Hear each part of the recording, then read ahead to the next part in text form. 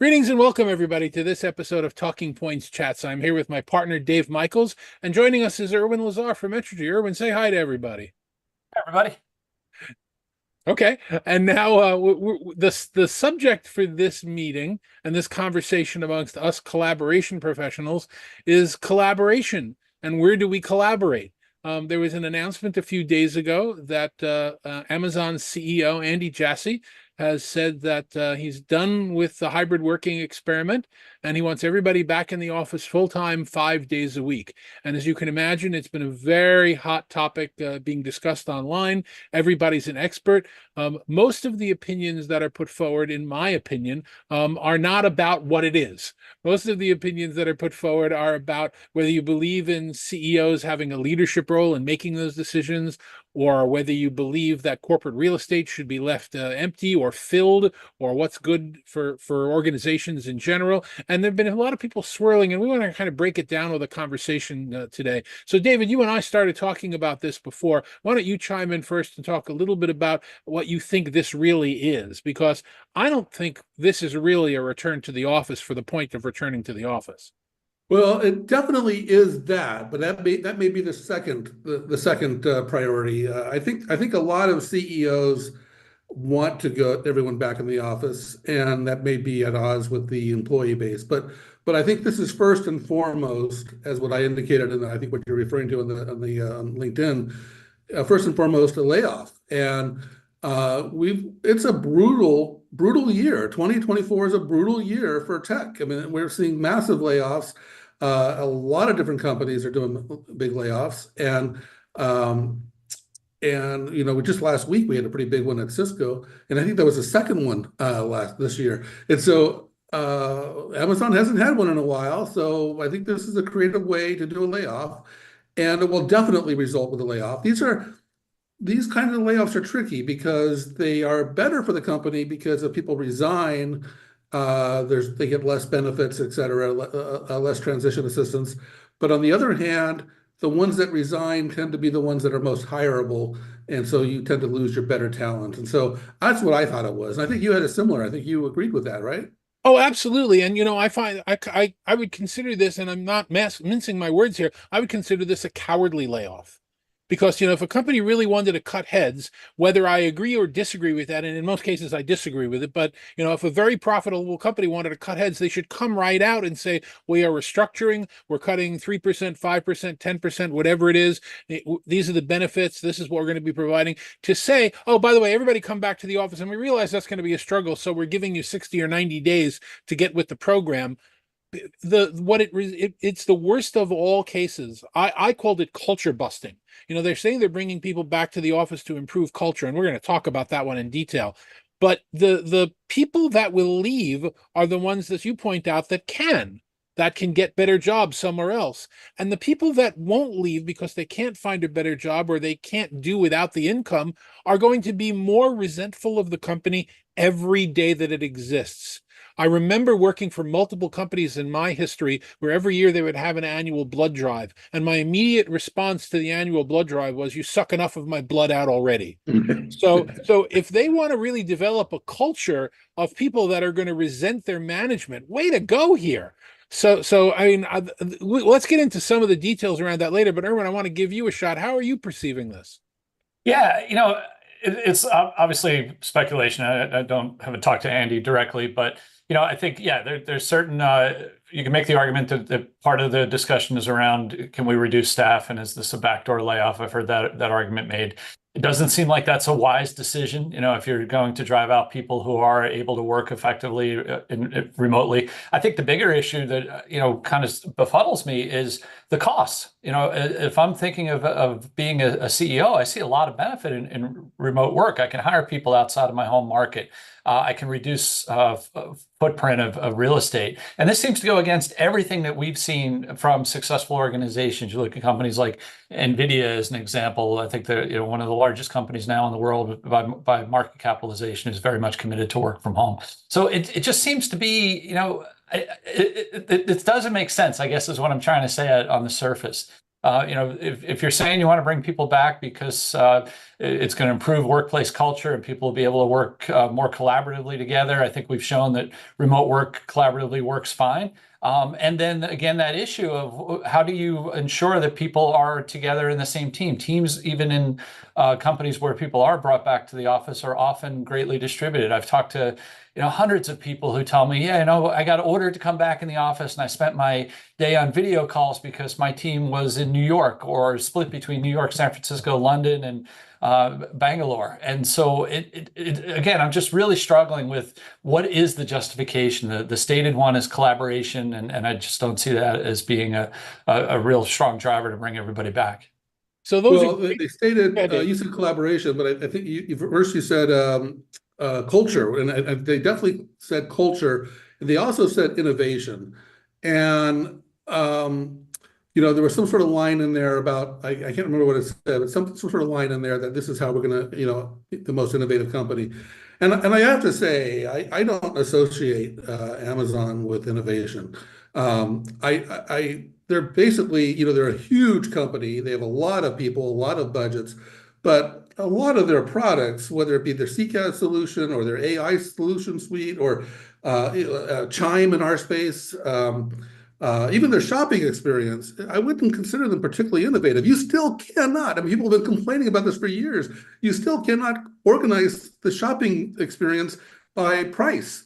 There's a price category, but it's the total price. It's not, so if they have 3 items in there, it doesn't give you the price per unit. And it's just amazing to me that they would cite those 2 things, because culture is really hard when you have such a big company. And innovation is not something that I think most people associate Amazon with. I guess you can raise the point that they recognize that they're not innovative, and that's one of the reasons, why they think. Yeah, but they haven't been innovative for 20 years. So let's parse this out, because one of the things that I think we can all agree on, at least the 3 of us can agree on, is that we're not talking about what we're talking about here, and we need to kind of parse this piece out. The first one to look at is this idea of distributed work. Okay, when people say I want to bring you back to the office because I want to have those water cooler moments, those innovative bouncing off of each other and ideas. I've worked in corporate America now for 46 years. That doesn't exist anymore. We don't all work in the same corner hardware store where we're all employees are in the same place and we're all bouncing off of each other and eating lunch in one big lunchroom. When I worked in financial services, when I worked as a consultant, when I worked for larger companies, I was always working with distributed teams in different cities, in different buildings, using the collaboration tools of the day. So this rose-colored glasses fantasy of I'm going to bring everybody back because of these spontaneous collisions is really a fallacy, because most people in a knowledge work environment, obviously not on their warehouses or not, when they're producing things, but as far as knowledge workers are concerned, most people are working with distributed teams 24/7 anyway. So it can never really be about everybody being in the same building. Can we at least agree on that? I would go even worse than that, David. I would go worse than that, because managing knowledge workers is really hard, and it's no easier in the office. And so I think there's this assumption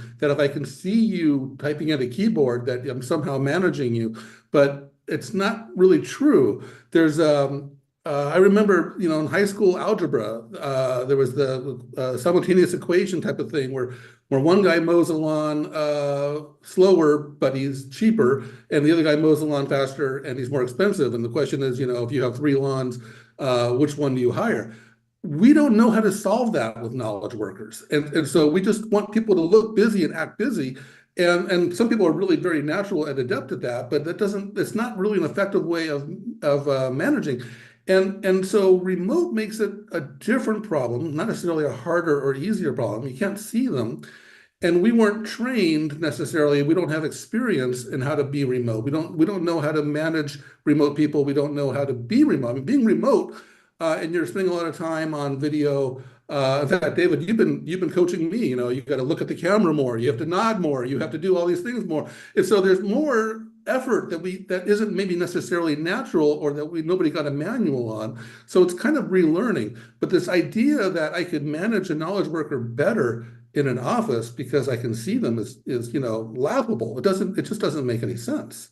Well, Erwin, I would ask you, if we stay on the subject just for a second, that we haven't come up with a better measure of productivity, have we? That's one of the things, we can count keystrokes, and we can make sure people's mouse are moving, unless they buy mechanical mouse movers like I did at my last job. There are ways, to force to know if somebody's there, but there's no real way to measure productivity objectively.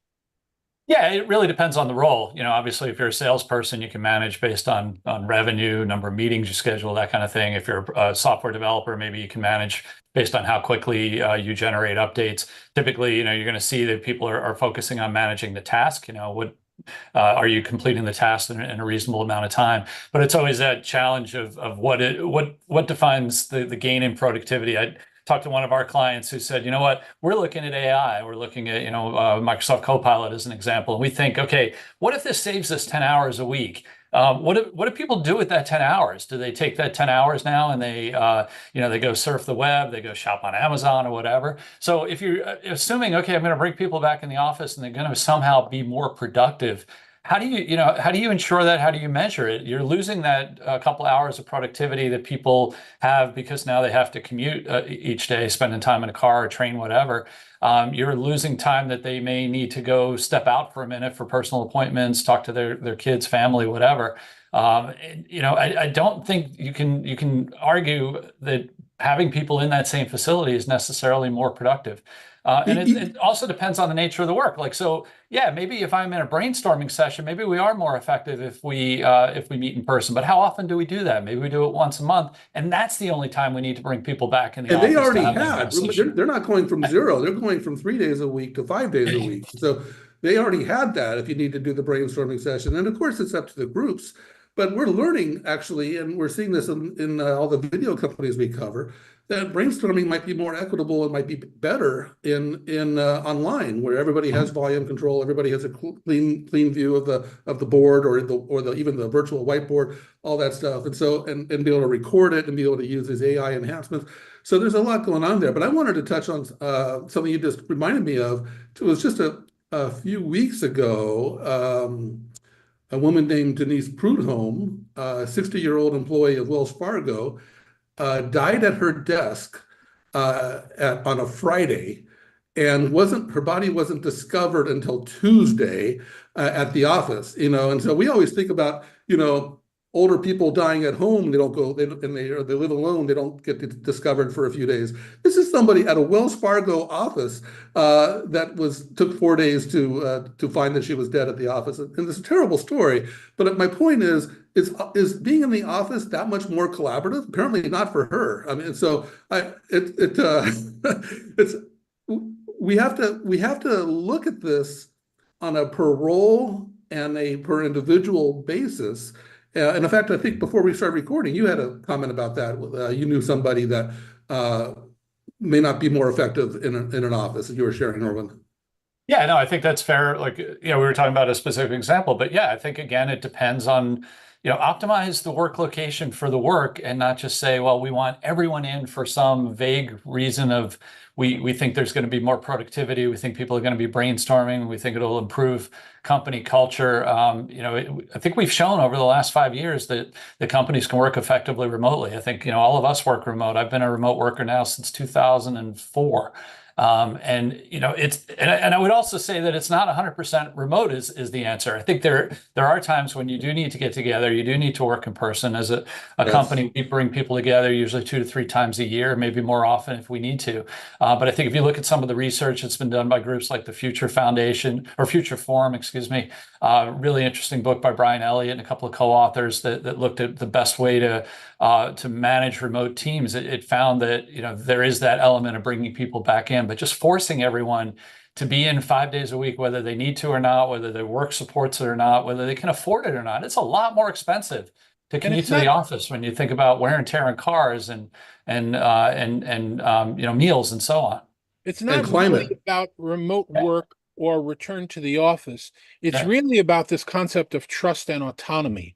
And Yeah. Gary Sorrentino from Zoom likes to tell the story that when he's in front of CEOs, he asks them oftentimes, would you hire somebody that you don't trust? And the answer that they give 100% of the time is no, of course not. We would vet them. We would get references. We make sure the people we're hiring, we trust. And then he asks them, well, then how come you stop trusting them as soon as you hire them?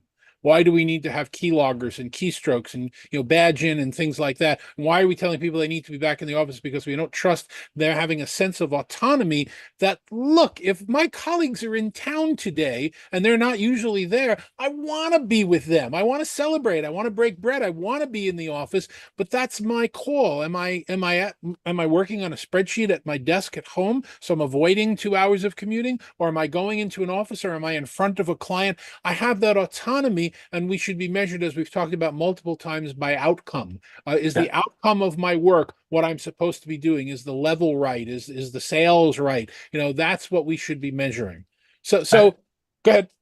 I was going to say, I wonder if you can make a deal where it says, okay, if I'm going to bring people back in, 5 days a week, that work ends the second you walk out of the office like it used to. Yeah, We all used to go to an office. Exactly. There were no iPhones or Blackberries. Well, that's a good point, because a lot of people don't do well with remote work because there's no boundaries. And so again, it goes back to this training issue. And so there's pros and cons to both. Now, David just mentioned Zoom. I would say that as an industry, because our industry, Unified Communications and meetings, they've been talking about remote work for, I don't know, would you say, or when you go back to 2004, as far as being a remote worker. So we've been talking about this for a while, basically since VoIP was just invented, I guess, and during the pandemic, we really got what we've been preaching for a long time, and it mostly worked. There were some issues, and the two biggest issues really were around, well, I'd say the biggest issue was really around team building and cultural propagation. And that was, okay, wake up call. We never expected everyone to go 100% remote work, over a week or so. And so now we've kind of tested the system, and we know where the weaknesses are. What is the UCaaS industry doing to fix that? And I think Zoom gets some extra credit here, because they've come out with they acquired WorkVivo, which is specifically address culture. So, okay, bring on another pandemic. We're ready. We can now address culture. We can now celebrate anniversaries or employment anniversaries. We can now celebrate milestones and that kind of stuff. And they also came out with workspace reservations. A way of managing space better in the office for a hybrid office. Now, they're not alone with that. I mean, Cisco has Cisco Spaces, and I guess Microsoft, David, you've been talking about Microsoft Places. So we're seeing some progress there. But that's where we need innovation, is my point. That's where the industry should be focusing. How do we address these challenges? How do we address cultural propagation? Not how do we get rid of it? How do we make it better? That's what I'm looking to companies like Amazon and Google and the any of the companies really to be inventing. Because remote return to the office won't solve that culture problem when a company is split among multiple locations, right? Exactly. Or departments. And Amazon in particular, their retail division, which is a big part of their company, and most of the company, I'm not sure if it's most anymore, is very, very different culture, warehouse workers, et cetera, than their AWS services, which are all IT type of workers. And there's also, David in a LinkedIn post mentioned all the different Amazon offices. Those are the public ones. They have lots of confidential and private offices. I mean, I've been to some of them. They do not say Amazon on the building. They're not allowed, the employees there are not allowed to wear Amazon logos. And so they have all these small little locations. I'm not even sure how you propagate a culture to an office like that to a warehouse facility. I mean, it doesn't seem like that's even possible. Well, one of the things that's key, and I want to talk about some other points on this as well, but to sort of put a circle around this, the piece that's missing is that we have not done any work, to my knowledge, training managers how to manage a hybrid workforce. We generally in this, in the world, will take really good performers and we will promote them into a management role that may or may not have the same skills that they needed as performers. We don't teach empathy, and we don't teach staying connected. We don't teach using the tools. We don't teach checking in, and we don't teach all these things that are known. There have been, I've managed 24/7 shifts at a radio station, and I didn't sleep behind the racks. I had to manage remote staff. I've managed a global staff before. There are tools that you use to keep everybody on the same page and grow the culture. And we're not doing any work at all that I can see in the large companies training managers how to manage a remote workforce. And that kind of segues us to what's really going on here. Now, we talked about the what's really going on being, the backdoor cowardly layoff. Let's put that one aside for a second. But is there, more of a cultural strata, a cultural hierarchy thing going on here? I don't think it's a cultural. We covered the cultural part. I think what's going on here is the shift in power, and it's since the news has broken, there's been a lot of we've seen all these conversations on social media, and a lot of people are pretty negative on it. But then we've also seen stories like in the Wall Street Journal that are pretty positive on it. What was that Wall Street Journal headline? The free for all coming to an end. There was a KPMG survey that's talking about 80% or so of CEOs believe that hybrid working will end in the next 3 to 5 years. Which may be true, but if it's true, it's really sad because the employees like it. It's employee benefit, it's flexibility, and so it's really about this gap. But this shift in power when everyone was afraid to do anything to their employees because they might quit and you can't replace them, and the labor market was so tight. Seems to have shifted for IT workers. It hasn't shifted for manufacturing workers, but it has shifted for IT workers. There's been a lot of layoffs, as I mentioned earlier. So this is what this is. This is the pendulum swinging back and forth around the power scale. And all of a sudden, Andy thinks he has a window to screw his employees because they're afraid to quit. We'll see how that plays out. And I think a lot of people are going to want to see how that's going to play out. I would think there's a really good opportunity for companies to poach, very talented people because they can recruit them based on the fact that, yes, we'll continue to support remote work. Yeah, and again, I don't know if there isn't some level of class going along with the power in terms of a class structure or caste structure. Does a CEO who's making a lot more money than the typical employee in their company, and let's leave it at that without getting into too much of the nitty-gritty. Do they realize what it takes to pick up kids after school? Of course not. They have a nanny that can do it. Do they realize what it takes to be able to go to the supermarket and be available on your iPhone and your BlackBerry to answer messages at night and work remotely as needed and be on calls? I think there's a sense of saying, I grew up in this world where the serfs did what they needed to do, and I want to go back to that world. And I really think there's a different perception as to what life is like. And the hard part here is not that it's just a difference of opinion between people at a CEO level and people at an employee or knowledge worker level. The hard part is we did this for 5 years successfully. So you can't tell the employees this didn't work with a straight face and expect them to believe it. They don't. We don't. And I think that that's going to be a big problem going forward, especially for the people that wind up staying at Amazon, resenting what they're being put through. Yeah, there's a lot of issues that remote work have made complicated, right? It's made taxation complicated because taxation is based on where you work. So it makes salaries complicated because maybe you were hired in San Francisco as a Bay Area tech worker, but then you move to Salt Lake City because you want to work remote. And Bozeman, Montana. Bozeman, okay, I heard an executive just the other day, last week, making the comment about, and I can't believe we're paying San Francisco salary to somebody who's in a cheaper locality. So there's all these issues that we don't quite know how to work with, and they all magically go away if we just tell everybody to come back in. But one thing that we figured out with remote work is what you just touched on, is this concept of work-life balance that we've been talking about for a long time. And it doesn't have to be 8 to 5 Monday through Friday to do your 40 hours. It could be any 40 hours in the week. And people have really done well and appreciated that. Now, I'm in Europe right now. I'm in Portugal right now. And, there's laws here. People don't work on the weekend. It's not allowed. And I've tried it with just independent contractors and stuff, reaching them on weekends. They don't respond.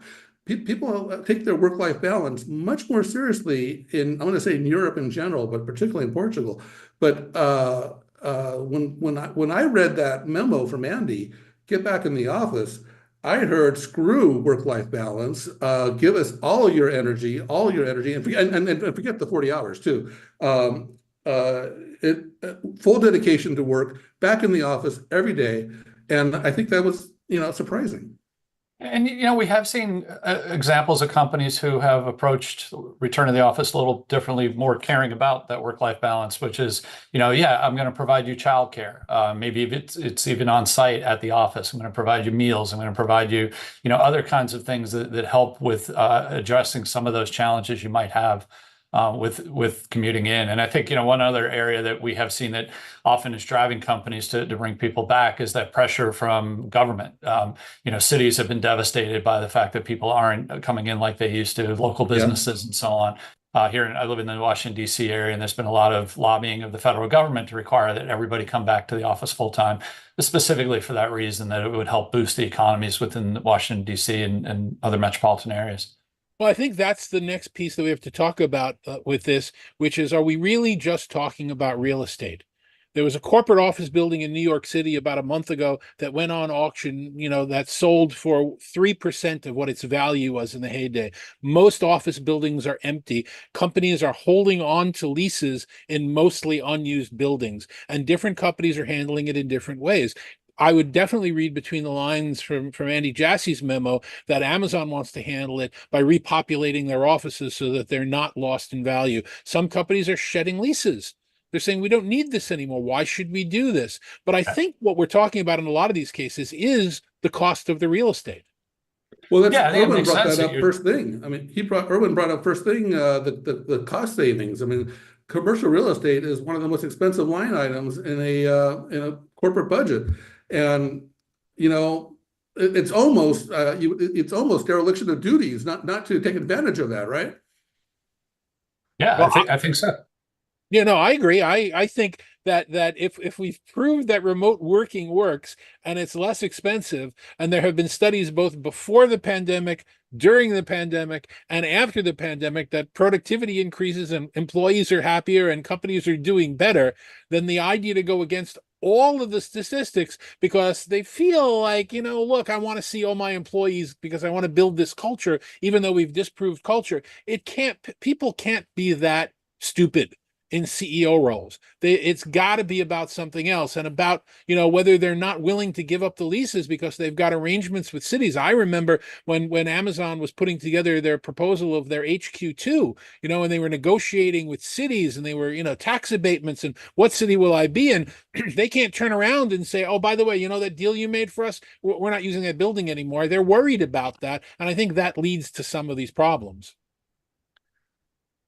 That's a great point. And we haven't even really touched on climate either, because all these companies, including Amazon, are committed to reducing their carbon footprint, and reducing commutes is one of the biggest steps that they can take to do that. And it certainly seems like everywhere that in the U.S. is getting warmer and having a lot more climate-related calamities, and to just completely ignore that whole argument that we're committed to reducing our carbon footprint, but get to work. That just seems a little duplicitous. Yeah, and I think that that's a PR failure, honestly, at most of these companies, because it happens over and over again. The fact that they're all saying that they're going to go for carbon zero, but then they don't care that they're increasing commutes, or the fact that the company is saying that they're bringing everybody back because culture is so important. This is not Amazon, but another company we know about. They're bringing everybody back because of culture, but then they don't hesitate to fire people at midnight via emails.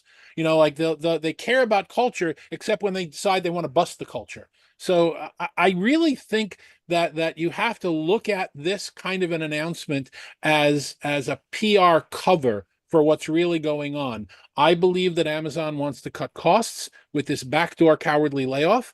I believe that they want to make sure that they're filling their spaces. And I think that they're willing to take whatever the hit is in the short run, because Dave, I think you pointed out when we were talking the other day that the PR backlash of telling people to come back to the office is mitigated by all these Wall Street Journal and other reports of people saying, cool, that's great. Whereas opposed to if they did layoffs, like a lot of other companies are doing, they would be slammed for doing layoffs as a highly profitable company. Yeah, but again, if you're thinking about layoffs, you're usually thinking about getting rid of folks who are either underperforming or business units that are underperforming versus this seems to target the people that are the best performers, right? And I think, in that Wall Street Journal article you mentioned that you shared, David, that they did talk about that briefly. I mean, I could say, the only other area where we see that bringing people back to the office really does make a lot of sense is for younger workers. Somebody coming out of college. We've had, fortunately, Metrigy is about 3.5 years old. We've had one employee resign, and he was right out of college, spent about 8 months with us, and decided, I really don't want to work at home anymore. I want to find a job where I can go meet people, I can build those mentor relationships, have that social experience that you have, in the office. And so I think that's maybe the one area where you could make an argument that yes, it does help with culture, it does help with mentor relationships, but it's a tough transition to push everybody, and say, well, because of that, we want everyone back in the office now, because like we said, you're going to lose a lot of people who are some of those best, most skilled, most valuable, most sought after employees that you have. That's a really interesting point, Erwin. I want to remind our audience that age discrimination is legal. Lots of forms of discrimination is not legal, but age discrimination is legal. That's why seniors can pay less at restaurants and things like that, or movie theaters, because age discrimination is illegal. So I would have thought, here's an innovative idea for Andy. Anyone less than 25, whatever, has to work in the office, or anyone less than 30 has to work in the office. That would have been a great little baby step, and probably wouldn't have been nearly as confrontational. Well, as we wrap up this conversation, I would definitely want to point out that over the last 5 years that everybody has lived through, especially the three of us monitoring this space, this is not the first everybody come back to the office announcement that we've dealt with, and it's probably not going to be the last. We can talk about a huge series of repeated, this time you have to come back. All right, well, never mind. Well, this time you have to come back. Oh, well, never mind. We don't do that. We had a situation recently with Dell where Dell said, if you don't come back to the office, you're going to be skipped over for raises and promotions. And people didn't care. They said, I like my life now. I don't need a raise and a promotion. I want to have work the way I've experienced, that I can be successful working and have a better family life. So we'll have to go back and visit this category again, in a few months and see what happened to Amazon. My guess is people will have left. Good people will have left. Culture will be destroyed because the people that are staying, that, as I said, are going to resent the company every day that they're there, every moment of the commute, every time they have to do something, every blood drive, like I mentioned. And we don't know if this is the end all be all. This may just be the latest, line in the sand. I just you raise a good point. I just want to touch on. We have seen this a lot over the years, and including pre-pandemic. And I mean, this happened multiple times pre-pandemic, where they put an end to remote work. Some of those I've actually been supportive of. I was actually supportive of it with Yahoo, because there you had a new CEO that was working really hard to change the culture of the company, and probably do a layoff at the same time, and really try to change the direction of the company. And IBM did it, a few years before that. And again, IBM's been going through a lot. So there are times where I think ending remote work and getting everyone back in could be beneficial. I didn't detect those circumstances at Amazon based on this memo. It seemed a little unexpected, seemed a little surprised, and a lot of resentment. And I think the reasons are more like what we discussed. So I don't want to go through it again. But the main point is, I think there are times where something like this is legitimate and appropriate. I'll be on record as saying, with Yahoo, with IBM, Google for a while, Patrick Pichette when he was with Google, a few others that have said, come back to the office. I think in most cases that can be described as scapegoating. That the company has made bad decisions, that they're not doing very well, that the leadership has let them down. And it's very easy for people in the C-suite to say, you know what, all this failure is happening because of those terrible people that won't come back into the office and support our culture. I think in many cases it's a false flag, and that scapegoating is something that I've lived with. But as we were all pointing out here, we're going to have to see. Yeah. Yeah, we saw this. It was at Elon Musk about a year ago that said, people who work from home aren't really working. So there is still that bias. And like you said, that tendency to scapegoat people. Well, Dave, Erwin, thank you very much for having this conversation with us. We're obviously going to continue talking about this subject as things go forward. But for today, for Talking Points, thanks very much for joining us. And we'll see you on the next one.